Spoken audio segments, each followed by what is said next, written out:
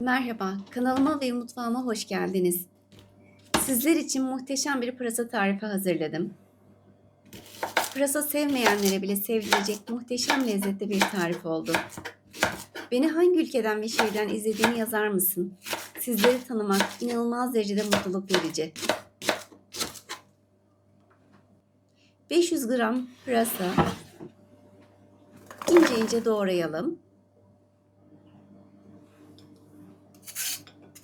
3 orta büyüklükte de havuç. Kabuklarını soyup onları da ince şekilde dilimleyelim.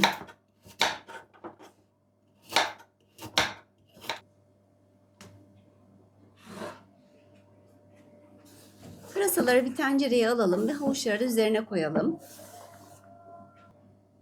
Yarım çay bardağı pirinç, 2 adet küp şeker ve 1 tatlı kaşığı tuz.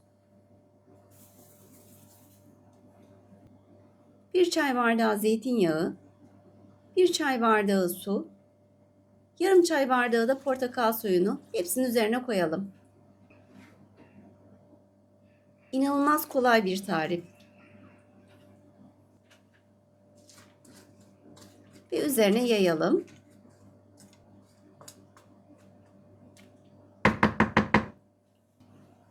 Kapağını kapatalım, ocağa alalım.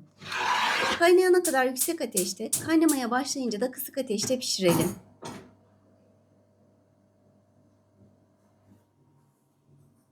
Ve gördüğünüz gibi yaklaşık 40 dakikada pişti. Gerçekten tam kıvamında bir güzel oldu.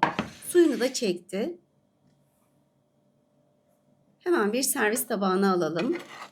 Soğuk yerseniz çok çok daha lezzetli olacaktır. Zeytinyağlar biliyorsunuz zaten soğuk yenir. Bu da inanılmaz bir lezzet oldu. Çok hafif ve çok sağlıklı bir tarif. Yapmanızı tavsiye ediyorum. Afiyet olsun.